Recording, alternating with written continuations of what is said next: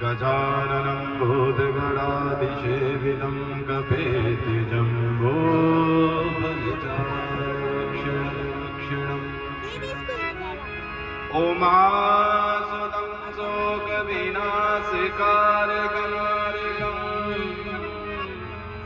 नमामि विघ्नेश्वरे पादपङ्कजम्।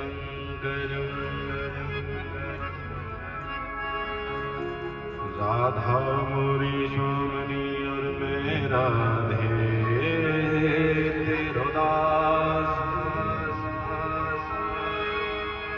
जन्म जन्म मोहे दीजियो श्री नंदगाम को।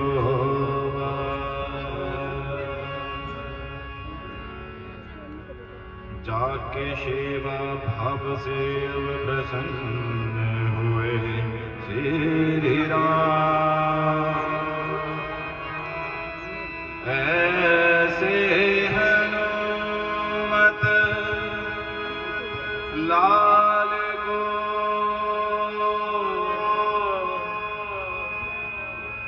मेरा कोटि कोटि प्रणाम।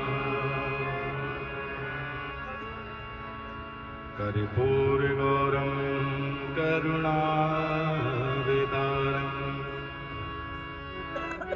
संसार सारं भुजगेन्द्रहारं सदा वसन्तं हृदयारविन्दे भवं भवानी सहितं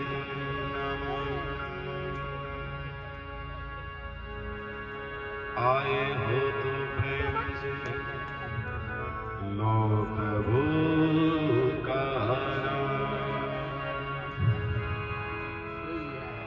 सब भक्तों को मोहित की जय जय राधे श्याम, जय जय राधे श्याम, जय जय राधे श्याम, जय जय राधे श्याम।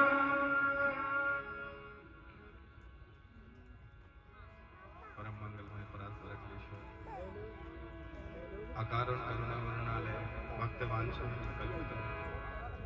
दलित दुलित बागंबर धारी बाबा आशीश्वर महादेव, बाबा काशी विश्वनाथ, उनकी पावन और पवित्र कथा श्री शिव महापुराण के आज षष्ठम दिवस में प्रवेश करने जा रही है। कौन से दिन में? छठ में। बड़ी सुंदर और पावन कथा मेरे प्रभु की। कथा में प्रवेश करने से पूर्व प्रतिदिन की भांति सर्वप्रथम आशीश्वर महादेव का हम ध्यान करेंगे। जिन माताओं ने सिर नहीं ढक रखा है वो अपने सिर ढक लें। आशीश्वर भगवान का हम स्मरण करेंगे कि हे आशीश्वर महाराज, जिस भाव से, जिस मन से मैं पिछले 5 दिनों से आपकी जो कथा श्रवण कर रही हूँ, इस कथा का मुझे संपूर्ण फल प्राप्त। सभी मेरे साथ माताएं बहन भाई सभी मेरे साथ उच्चारण करेंगे। ओम आशीश्वर महादेवाय नमः। ओम आशीश्वर महादेवाय नमः। ओम आशीश्वर महादेवाय नमः। ओम आशीश्वर महादेवाय नमः। ओम आशीश्वर महादेवाय नमः। ओम आशीश्वर महादेवाय नमः। ओम आशीश्वर महादेवाय नमः। ओम आशीश्वर महादेवाय नमः। ओम आशीश्वर महादेवाय नमः। ओम आशीश्वर महादेवाय नमः। ओम आशीश्वर महादेवाय नमः। ओम आशीश्वर महादेवाय नमः। ओम आशीश्वर महादेवाय नमः। ओम आशीश्वर महादेवाय नमः। नमः पार्वती पदे हर हर महादेव।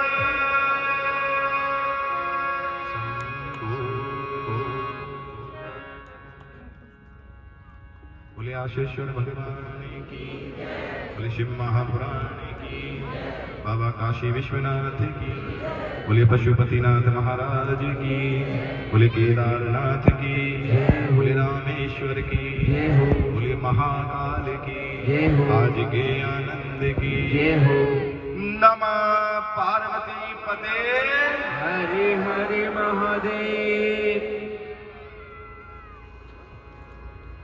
मेरे बाबा भोलेनाथ की बड़ी सुंदर और पावन पवित्र कथा शिव महापुराण में आज षष्ठम दिवस में हम प्रवेश करने जा रहे हैं।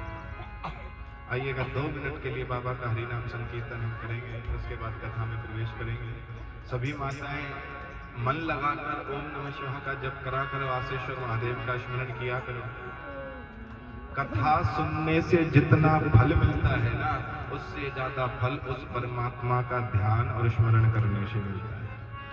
क्या ध्यान? और तो सभी मेरे साथ गुनगुनाएंगे, ओम नमः शिवाय, ओम नमः शिवाय, हरे हरे बोले नमः शिवाय, नमः शिवाय, ओम नमः शिवाय, हरे हरे बोले नमः शिवाय, नमः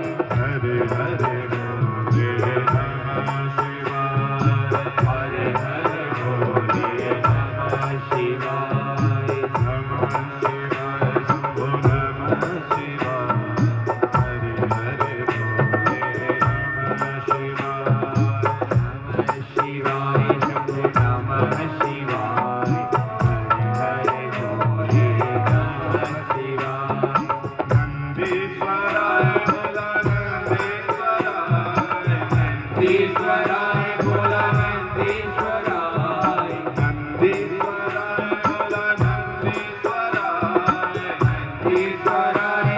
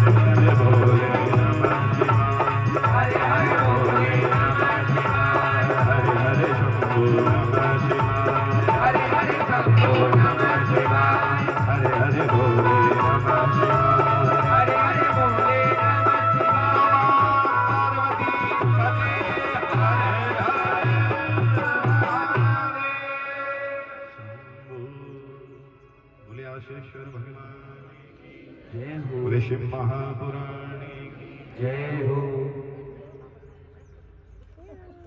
बाबा शिवेश्वर महादेव, बाबा काशी विश्वनाथ की कृपा से आप सब भक्तजन कहाँ कहाँ से, दूर दूर से, कहाँ किसके लिए आ रहे हो?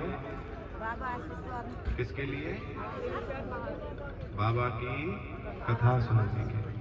कोई काम को छोड़कर आ रहा है, कोई परिवार को छोड़कर आ रहा है, कोई नौकरी को छोड़कर बैठा है, कोई किसी चीज का त्याग करके बैठा है। किसके लिए?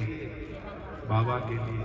और बाबा की कथा कहती है कि जो भक्त बाबा के लिए समय देता है, बाबा भी एक ना एक दिन कैलाश को छोड़कर उस भक्त के लिए भी समय देता है। बाबा भी कैलाश को छोड़कर एक ना एक दिन उस भक्त के लिए समय देता है। प्रेम से बोलेंगे हर हर महादेव। क्योंकि आप सब पर ना प्रभु की वो कृपा है, प्रभु की वो अविरल भक्ति है जिसकी कोई, प्रभु की वो कृपा, वो अविरल भक्ति आप सब पर जिसकी कोई सीमा नहीं। अच्छा, आपने देखा होगा जब कभी खेतों की फसल कटती है तो राजस्थान के साइड के लोग गायों को लेकर आ जाते हैं। देखा है ना? वो गायों को लेकर क्यों आते हैं? बोलो। क्या वहां उनको घास नहीं मिलती? बोलो। क्योंकि वहां उनको घास नहीं मिलती। वहां उनको घास तो मिलती है, परंतु वहां उनको उतना पेट भरकर भोजन ना मिलता होगा जितना यहाँ मिलता है। वो इतनी दूर से चलकर कहां कहां जाते हैं, कितना कितना भ्रमण करते हैं। और उसमें आपने एक चीज और नोट की हो कि उनका पशु, पहले तो वो 3, 4, 5 व्यक्तियों का ग्रुप रखते हैं और पहले बात तो अपने पशु को बिल्कुल क्रम में चलाना पसंद करते हैं। अगर उनकी निगाह से बचकर कोई पशु कहीं इधर उधर चला जाए तो वो क्या करते हैं? बोलो, क्या करते हैं? वो डंडा लेके भागते हैं, फिर उसको डंडे की डर की वजह से सही रास्ते पर लेकर आते हैं। उसी ही प्रकार जैसे डंडा लेकर उसे जब सही रास्ते की ओर लेकर आते हैं, उसी तरह मेरा शंकर, मेरा बाबा तुम सबको भगाता भी है, और जब तुम भटकते हो तो तुम्हें कथा की ओर और अपनी ओर खींच कर लाता है या नहीं? बोलो। तुम्हें खींच कर लाता है कि तुम्हें गलत नहीं भटकने दूंगा। जैसे एक पशु को चराने वाला ग्वारिया अपने पशु को, अपनी गाय को गलत जगह पर नहीं जाने देता, गलत रास्ते पर नहीं जाने देता, उसी तरह मेरा शंकर भी तुम्हें गलत जगह पर नहीं जाने देता और गलत रास्ते पर नहीं जाने देता। तो ये शंकर की कृपा नहीं तो किसकी कृपा है? बोलो। ये शंकर की ही तो कृपा है जो मेरा शंकर तुम्हें लाठी के डर से या तुम्हारे दुख के डर से या किसी चीज के डर से यहाँ खींच कर ला रहा है। क्या तुम जा नहीं सकते थे कहीं? तुम्हारा मन होता तो ड्यूटी भी जा सकते थे, तुम्हारा मन होता तो चाहे टीवी चलाकर नाटक देख लेते या घर के कामों में लगे रहते, पर मेरे शंकर ने तुमको भटकने नहीं दिया। मेरे शंकर ने तुम्हें सही राह की ओर मोड़ दिया। मेरे शंकर ने भटकने नहीं दिया, सही राह की ओर मोड़ा है मेरे शंकर ने। तो बाबा की ही तो कृपा है, बाबा की वो विरल भक्ति, उस भक्ति की प्राकृता, ये दोनों प्रबल है और ये दोनों की दोनों परमात्मा के मिलन का केंद्र बिंदु है। बाबा की अविरल भक्ति और प्राकृता, ये दोनों प्रबल है और इसी प्रबलता से परमात्मा की ओर बढ़ने का रास्ता हमें मिलता है। उनकी ओर ये केंद्र बिंदु है बाबा के। बाबा को अगर पाना है, देखो मैंने दूसरे दिन तीसरे दिन की कथा में आपको समझाया था, भक्ति और मुक्ति और मोक्ष ये तीनों अलग अलग हैं। भक्ति और मुक्ति, मुक्ति पाना बहुत आसान होगा, भक्ति पाना आसान नहीं होगा। मुक्ति तो बड़ी आसानी से मिल जाएगी आपको।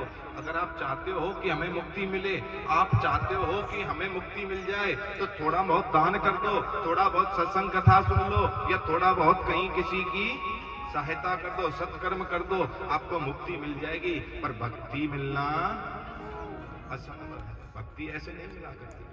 अरे भक्ति तो उस नारद को भी नहीं मिली जो नारद पृथ्वी लोक पर ढूंढता ढूंढता आ गया। नारद के मन में इच्छा आई थी, आपने भागवत कथा कभी सुनी हो तो, कि क्यों ना मैं पृथ्वी लोक पर जाऊं। और नारद जी जब पृथ्वी पर आए, हरि क्षेत्र कुरुक्षेत्र श्वेतवंद रामेश्वर जब कहां नहीं भटके नारद जी, पर उनको मन में कहीं शांति। और जब तक तुम्हारे मन में शांति नहीं आ जाए, समझ लेना तब तक मेरे बाबा का वास तुम्हारे हृदय में हुआ ही नहीं, और तुम भक्ति में कभी भी नहीं, तब तक नहीं उतरोगे जब तक तुम्हारे मन में शांति नहीं आती। इसीलिए कहता हूं, भक्ति और मुक्ति ये दोनों अलग है, ये एक नहीं है। मुक्ति पाना आसान होगा, पर भक्ति पाना आसान नहीं होगा, भक्ति को नहीं पाया जा सकता। नारद जी आए जब पृथ्वी पर, नारद जी कहां नहीं गए, पर मन में अशांति रही, कहीं शांति नहीं मिली। तब नारद को भक्ति कहां मिली? जोर से बोलो, वृंदावन में। कहां मिली? वृंदावन में। और वृंदावन में भी जब भक्ति मिली, तो भक्ति की स्थिति को जब देखा, तो नारद जी स्वयं अचंभा करने लगे कि एक युवान स्त्री जो ऐसी लगती होगी 20, 25, 30 साल की, और दो बुजुर्गों को अपने पैरों पर लिए बैठी है और रो रही है, रुदन कर रही है, और हजारों स्त्रियां हवा कर रही हैं, पंखा कर रही हैं। नारद जी सोचने लगे कि ये सब क्या है। पूछा, देवी तुम कौन हो? बोले मैं भक्ति हूँ। और ये दो बुजुर्ग कौन हैं? और ये मेरे बेटे हैं ज्ञान और बैरा, ये दो मेरे बेटे हैं। नारद जी बोले बाप रे बाप, माँ 25-30 साल की और बेटे 80-80, 90-90 साल के, ये सब क्या है देवी? मन क्या बताऊं नारद जी आपको। कर्नाटक में जन्म लिया, गुजरात में पली पोशी बड़ी हुई, कहां नहीं गई, मैं जब कहां नहीं डोली, परंतु मुझे कहीं भी सुख नहीं मिला, मुझे स्थिरता नहीं मिली। कहीं मैं जवान हो जाऊं, कहीं मेरे बच्चे परेशान हो जाएं, मुझे कहीं स्थिरता नहीं मिली। पर जब मैं वृंदावन आई तो यहाँ मुझे तो शांति मिली, मुझे तो स्थिरता मिली, पर यहाँ पर मेरी संतान बुजुर्ग हो। अब इसका अर्थ समझ में आया कि आपने ये कथा बहुत जगह सुनी होगी, पर इसका अर्थ अभी तक किसी को नहीं समझा। कहते हैं कि नारद जी ने क्या क्या यत्न नहीं किया भक्ति माँ के दुख को दूर करने के लिए, पर नारद जी उनका दुख दूर नहीं कर पाए थे। तो अर्थार्थ कहने का तात्पर्य मेरा क्या है? बाकी नीचे रखिए, बोलो हर हर, नीचे हर हर, बोलो शंकर भगवान की जय हो। नारद जी ने हजारों प्रकार के यत्न किए, परंतु भक्ति के दुख को दूर नहीं कर पाए। इसका अर्थ एक ही है साहब। वृंदावन आप गए हो कभी? कौन गया है वृंदावन? क्या वृंदावन के लोग आपको ज्यादा ज्ञानी लगते हैं जी? लगते हैं ज्ञानी ज्यादा वृंदावन के लोग? और क्या लगते हैं आपको? बोलो। देखो मैया, कथा में हाथ बांध कर बैठोगे या पैर बांध कर बैठोगे, घर में हमेशा दरिद्रता रहेगी, कभी लाभ नहीं मिलेगा। हाँ, कभी भी हाथ बांध कर और पैर बांध कर कथा में नहीं बैठना चाहिए। वृंदावन के लोग कैसे लगते हैं आपको? नहीं, ज्ञान के मामले में ज्ञानी लगते हैं। क्यों? फिर घर आकर तुम यूं काय को कहते हो, बहुत तो लूटते हैं, करते हैं, ये करते हैं। अगर वो ज्ञानी है तो फिर ये क्यों बोलते हो? वृंदावन के जो ब्रजवासी है ना, पहली बात तो आपको ये बता दूं, वृंदावन ब्रज माही या ब्रज वृंदावन माही? बोलो। या वृंदावन जो आप जाते हो वो ब्रज है या पूरा ही ब्रज वृंदावन है? ये जो आजकल तुम जाते हो ना, ये वृंदावन जो नाम है वो वृंदावन नहीं है, ये पूरा ब्रज वृंदावन, ये पूरा ही ब्रज वृंदावन। और वृंदावन के अंदर आपको ज्ञान और वैराग्य नहीं मिलेगा। क्या नहीं मिलेगा? ज्ञान। और जो वृंदावन में आप बार बार कह रहे हो ना, ये मैयाओं को यहाँ से हटाओ, निकलने का या तो रास्ता रखो, इनकी वजह से जो है बिल्कुल व्यवस्था बिगड़ती है। ये बीच में कैमरे हो जाते हैं, फिर निकलने वालों के ना पैर लगते हैं। हाँ, या तो और दब जाइएगा उधर की ओर थोड़ा सा। हाँ, पैर नहीं लगने चाहिए। जो है कथा में किसी को भी पैर लगते हैं तो उसका भी दोष होता है। बोलो हर हर, हर हर महादेव। वृंदावन के जो लोग होते हैं ना, उनके अंदर ज्ञान नहीं होता है, उनके अंदर वैराग्य नहीं होता है। इसीलिए भक्ति मां दुखी है, क्योंकि भक्ति की संतान कौन कौन है? ज्ञान और वैराग्य। वृंदावन का जो व्यक्ति होगा, वृंदावन का जो ब्रजवासी होगा, वो ज्ञानी और वैरागी नहीं मिलेगा, वो परमात्मा में लीन और भक्ति करने वाला मिलेगा, वो भगवान के प्रति पूर्ण रूप से समर्पित मिलेगा। और भगवान ने तो एक बार ब्रह्मा जी से भी कह दिया, प्रयागराज से भी बोला था, अरे भैया वृंदावन के बाहर खड़ा होकर मैं कहूँ ना इनको कि मैं कृष्ण आ गया, तो ये लोग मुझे भी कह देंगे तेरे जैसे कृष्ण 36 में, जिस दिन तू हमारे घर में आएगा उस दिन समझेंगे, नहीं तो हम नहीं समझेंगे तू कृष्ण। वृंदावन के लोगों में भक्ति होती है, वो एक ही बात करते हैं परमात्मा से कि तू है मोहन मेरा मैं दीवाना। वो नहीं जानते ज्ञान के मामले में, वो नहीं जानते वैराग्य के मामले में, वो कुछ नहीं जानते, पर वो इतना जानते हैं कि जब वो भगवान की भक्ति करते हैं तो उस समय स्वयं बांके बिहारी के ही हो जाते हैं, फिर वो संसार से मतलब नहीं रखते। इसीलिए भक्ति मां को महासुख मिला, पर ज्ञान और वैराग्य को नहीं मिला। इसका अर्थ ये है, इसका अर्थ ये नहीं है कि ज्ञान और वैराग्य महाबुजुर्ग क्यों हो गए। और नारद जी ने जब वहां हजारों प्रकार की गीता जन क्या क्या सुनाई, और जब तक सुनाते जाए तो भागवत में लिखा हुआ है कि ज्ञान और वैराग्य की रोग या वैराग्य का जो है पीड़ा जो है दूर होती जाए। परंतु जब वो सुनाना बंद कर दें तभी वो पीड़ा फिर बढ़ जाए, वही बुढ़ापा उनको, वही बुजुर्गपना उनको फिर आ जाए। नारद जी बड़े दुखी हुए। इसका अर्थ यही था कि वो जब ब्रजवासियों को ज्ञान और वैराग्य के बारे में सिखाते तो तुम लोगों की तरह गर्दन ऐसे हिलाते जैसे आज के बाद तो ये जन कुछ करेगी नहीं। आप लोगों से नहीं है, अभी कोई ज्ञान की बात करे, आप लोगों से बार बार ज्ञान की बात कहें, ऐसे गर्दन हिलाते हो जैसे आज तो गुरुजी ने बोल दिया और अब तो ये जीवन में होता है। बोलो, मैं कह रहा हूं सास से मत लड़ो, मैं कह रहा हूं बहू से मत लड़ो, वही सास जानते ही बहू को ताना मारिए, तेरी फूट रही थी, ये दूध फन गया। बताओ क्या मतलब, इस कथा का कोई लाभ मिला? फिर तुम्हें मिला लाभ? इस कथा का कोई लाभ नहीं, ऐसी कथा का कभी कोई लाभ नहीं मिलेगा। आगे बैठकर तो हम ऐसे गर्दन हिलाते हैं जैसे जिसकी कोई सीमा नहीं। आज तो ऐसे कह देंगे जैसे आज के बाद तो अब ये सब होगा ही नहीं, जन अब सब कुछ ही सीख लिया हो गुरुजी से। और पीछे से बस यहां से निकले नहीं, कपड़े झाड़े नहीं, उसके बाद गुरुजी कहीं और, कथा कहीं और, अपनी लीला शुरू। ऐसा रूप है।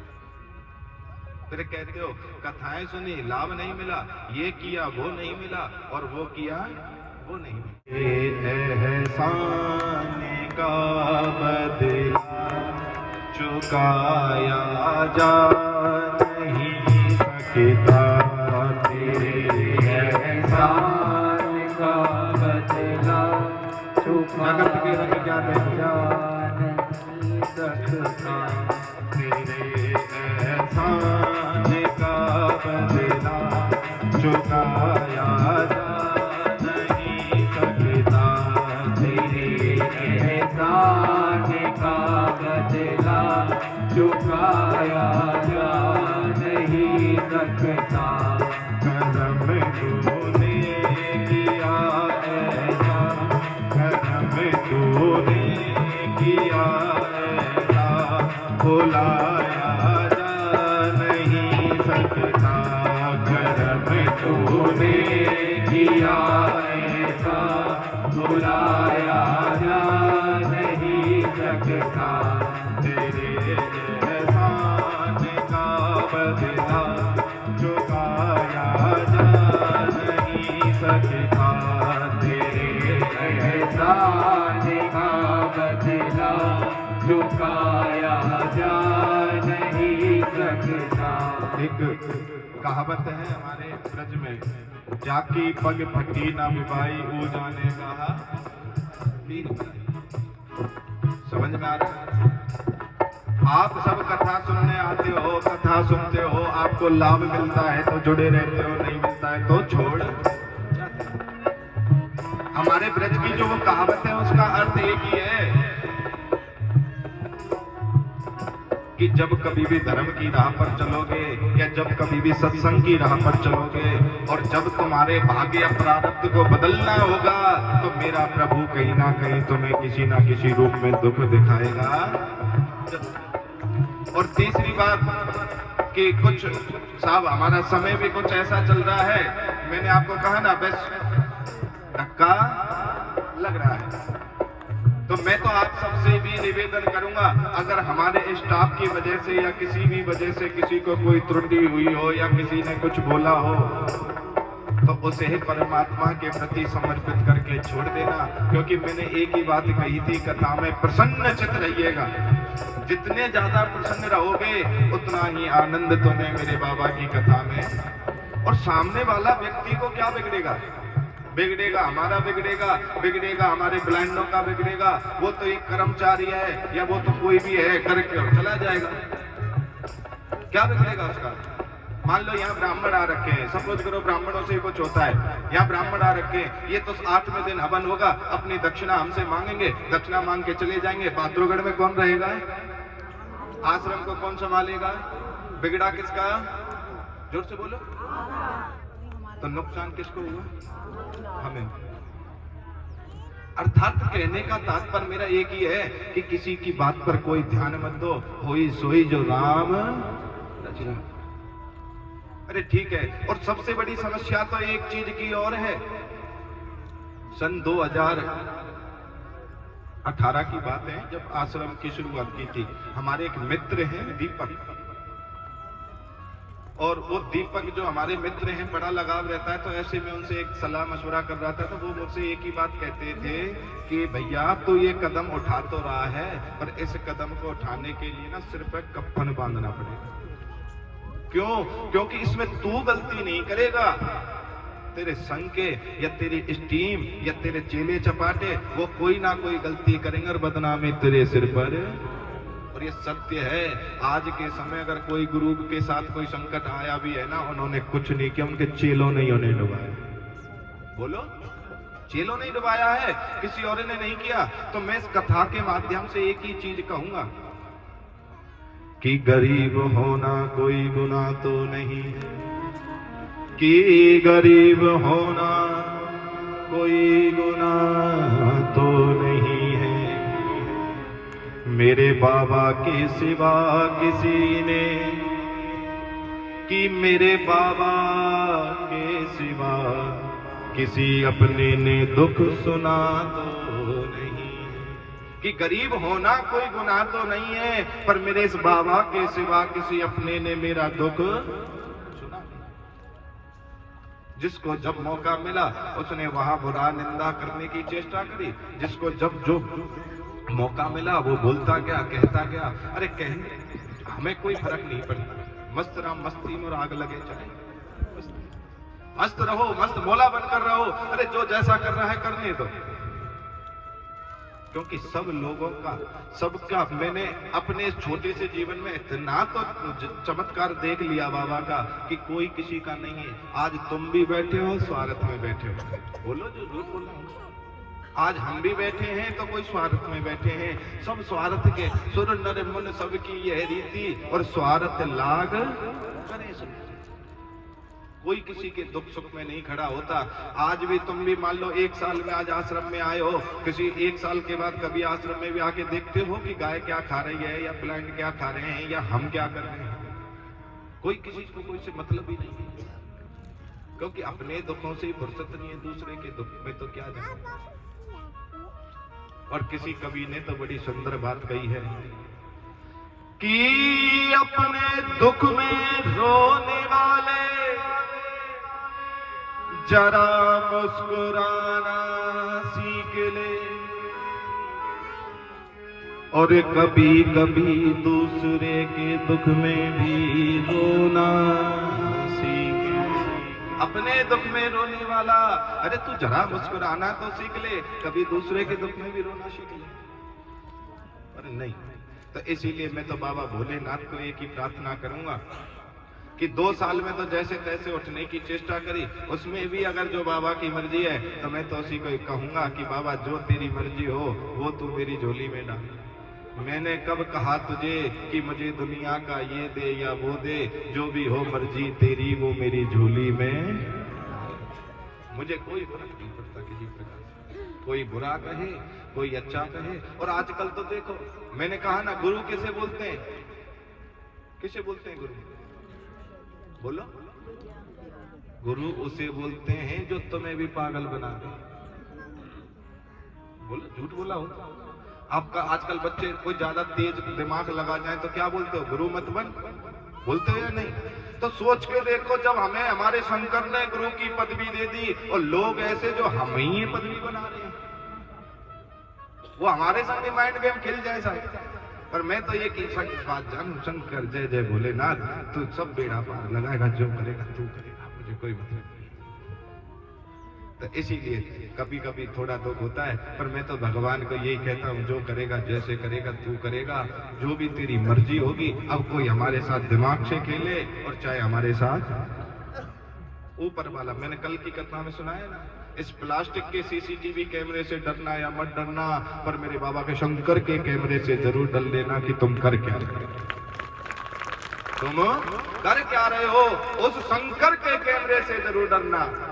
और जब मरोगे ना, तो मरने से आधा घंटा पहले मेरा शंकर पूरी बड़ी एलईडी लगा के दिखाएगा तो कि ले देख, तूने किसकी निंदा करी थी, किससे बुरा बोला था, किसके साथ क्या किया था, किसके कार्य में तूने बाधा की थी, किसके साथ तूने ये किया था, वो सब दिखाएगा। और जब दिखाएगा ना, तो तू कराएगा, तू रोएगा, तू तड़पेगा। और उस समय तेरे घर के कहेंगे कि सुइयों ठोक दो, इसको दर्द हो रहा है। वो सुई का दर्द नहीं, वो तेरे कर्मों का दर्द। बोलो, वो तेरे कर्मों का दर्द होगा, वो फिर सुई का दर्द नहीं है, वो टैबलेट का दर्द नहीं है। फिर कहेंगे इसके मुंह में 2 तुलसी के पत्ते और डाल दो, ये।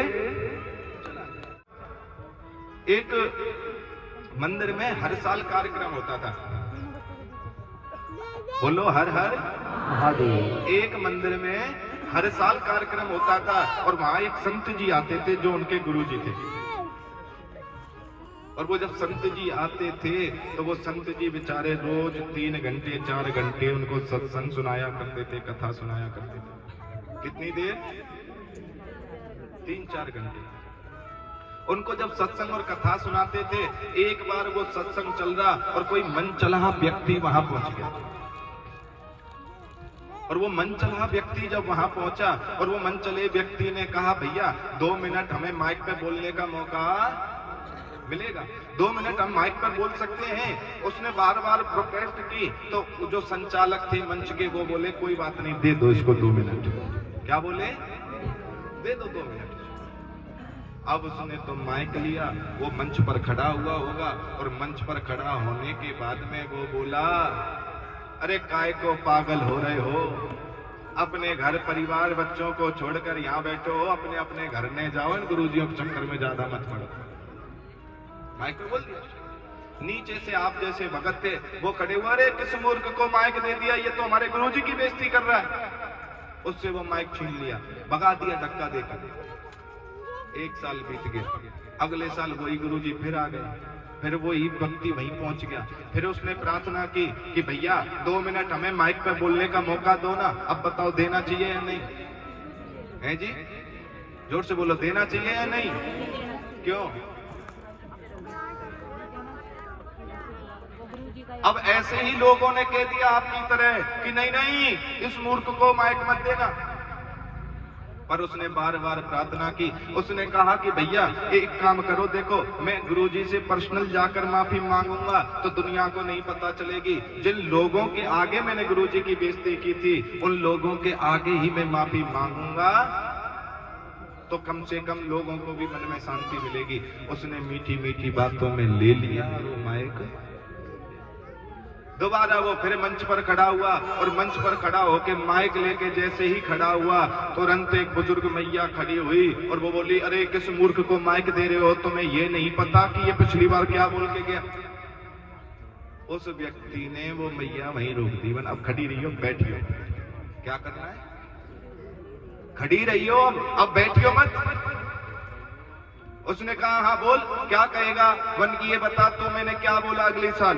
वन तूने बोला कि काय को घर छोड़कर पड़े हो, क्यों अपने काम धंधे को छोड़कर पड़े हो, इन गुरुजियों के चक्कर में मत पड़ो, अपने घर जाओ।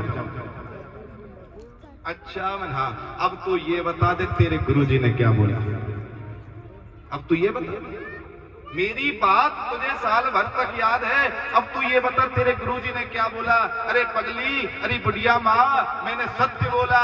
वो गुरुजी चिल्ला चिल्ला कर बगैर पानी पिए तुम्हें तो प्यास लगे तो उठ के चले भी जाओगे, तुम्हें पैर सीधे करने पड़े, कभी ऐसे कर लोगे कभी ऐसे कर लोगे।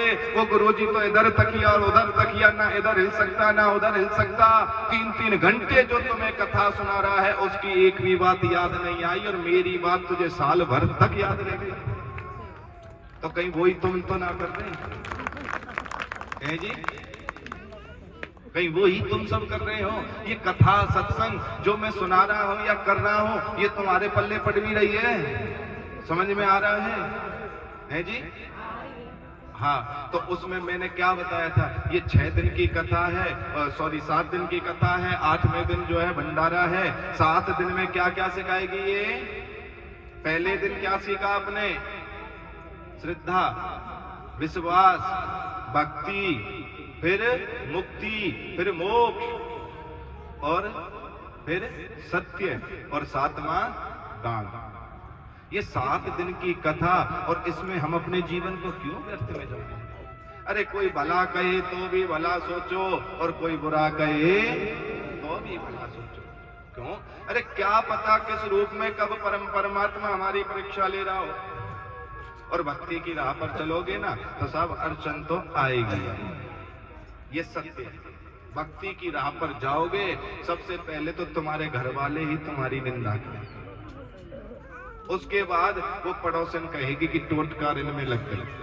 तुम 2 दिन चले जाओ जल चढ़ाने, तीसरे दिन पड़ोसी ना गेट लगाने लग जाए तुम्हारा, पूछो क्यों?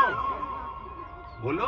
तुम 2-3 दिन 4 दिन रोज माथे पर तिलक लगाना शुरू कर दो, और 1 लोटा लेकर जाना शुरू कर दो। 5वें दिन रास्ते में जाने वाला व्यक्ति भी डरेगा तुमसे। बोलो, झूठ बोलिए। अब मैं सच्चाई बता दूं, क्योंकि तुम्हारी सोच भी ऐसी है, तुम दूसरे से डरो। बोलो, तुम ही ऐसे हो तो संसार भी ऐसा है। जब तुम्हारे अंदर ये सोच आ जाती है, 2 दिन कोई अगर जल चढ़ाने जा रही है तो तुम्हें देखकर भी उसके अंदर आ रही है, तुम बदलोगे तो जग बदलेगा, और तुम नहीं बदले तो ये जग भी नहीं बदलेगा। बोल दो हर हर। ये जग नहीं बदलेगा। इसीलिए उस बाबा को कहो कि हे बाबा, ये जो मैंने आज तक अब तेरी जो कथा सुनी है, इस कथा को मैं व्यर्थ नहीं जाने दूंगी। मैं परिवर्तन करके, कौन कौन लाएगा अपने जीवन में परिवर्तन? पक्की बात है। तो इस बाबा को हाथ जोड़कर प्रार्थना करो कि तेरे एहसान का बदला चुकाया नहीं जा सकता। ऐसी कथा में तुमने खूब भागवत सुनी होगी, तुमने खूब राम कथा सुनी होगी। सत्य बताना, इस शिव कथा ने तुम्हें रूम रूम से ये नहीं कहलवा दिया कि कोई है ऊपर। आत्मबोध कराया नहीं कराया है? हमारे गुरुदेव कहते थे ये शिव महापुराण की कथा वो नहीं है जो मैं तुम्हें ये कहूं तारकासुर आया, गणेश आया, ये आया वो आया। शिव महापुराण की कथा वो है जो आपको ये आत्मबोध करा दे कि शंकर ही इस दुनिया का मालिक है, इसके अलावा कोई नहीं। ये है शिव महापुराण की कथा जो तुम्हें सत्य की राह पर ले जाए, जो तुम्हें ये आत्मबोध करा दे कि शंकर के आगे कोई नहीं। जो अमृत पिया करते हैं वो कौन होते हैं? देवता। और जो जहर पीकर भी अमृत दिया करते हैं वो महादेव होते हैं, कोई और नहीं होते हैं। बोलो हर हर। संकट हर तेरे एहसान का बदला चुकाया जा नहीं सकता। तेरे एहसान का बदला चुकाया जा नहीं सकता। कर्म ऐसा किया तूने भुलाया जा नहीं सकता। कर्म ऐसा किया तूने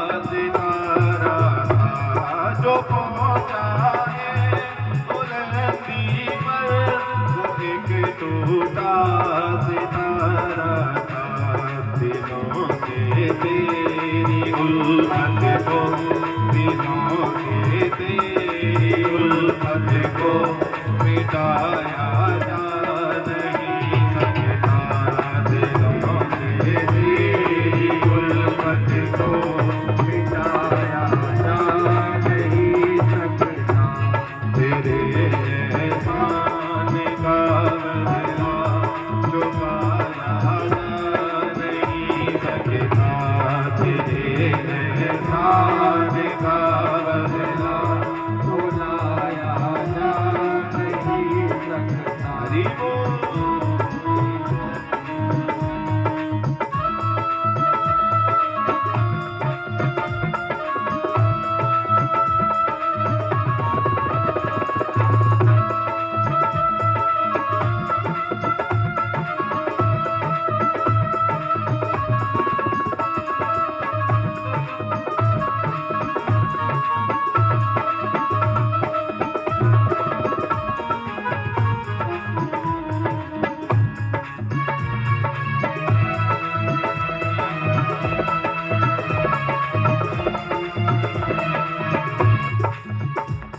और बाबा को क्या कहनी है कि हे भोलेनाथ, बड़ी ऊंची तेरी रहमत, बड़ी छोटी जुबा मेरी, बड़ी ऊंची तेरी रहमत, बड़ी छोटी जुबा मेरी, बड़ी ऊंची तेरी रहमत, बड़ी छोटी जुबा मेरी, बड़ी ऊंची तेरी रहमत, बड़ी छोटी जुबानी तुझे बाबा समझ पाओ वो हंसी है कहाँ मेरी, तुझे बाबा समझ पाओ वो हंसी है कहानी है, तुझे बाबा समझ पाओ वो हंसी है कहाँ मेरी, तुझे बाबा समझ पाओ वो हंसी है कहानी है। और क्या कहना है बाबा को कि हे बाबा तुझे मैं समझ पाऊं वो हंसी है कहाँ मेरी, तेरी रहमत को सवेदों में, तेरी रहमत को सवेदों में सुलाया जा नहीं सकता, तेरी रहमत को सवेदों में सुलाया जा नहीं सकता, तेरे एहसान का बदला चुकाया जा नहीं सकता, तेरे एहसान का बदला चुकाया जा नहीं सकता, तेरे एहसान का बदला चुकाया जा नहीं सकता, तेरे एहसान का बदला चुकाया जा नहीं सकता। बोले शंकर भगवान की जय, बोले आशेश्वर महादेव की जय हो। कि तेरे एहसान का बदला, कर्म ऐसा किया तूने कि वो बुलाया जा नहीं सकता, बड़ी ऊंची रहमत तेरी छोटी सी जुबा है मेरी। ए बाबा तुझे पहचानना, तुझे रिझाना या तुझे मनाना ये कहाँ है मेरी हस्ती, मैं कैसे अपने शब्दों में तुझे मनाऊं, कैसे मैं तेरी भक्ति करूं। हे बाबा मैं तो अब तेरे शरण में हूं, मैं तो तेरी शरणागत हूं, अब तू ही मेरी गंगा को। ये है भक्ति। मैंने कहा ना मुक्ति मिलना आसान है, भक्ति मिलना आसान। रावण कम भक्त वाला भक्ति वो था क्या, कम भक्ति करने वाला था रावण। वो रावण जो अपनी भुजाओं पे भी कैलाश को उठाकर चल दिया करता था, उसको भी किसके सहारे की जरूरत पड़ी है जी, किसके सहारे की? नहीं, इसका मतलब उस बाबा की बात को सिद्ध कर दिया उस मन चले व्यक्ति की। किसकी जरूरत पड़ी? सीता माँ की।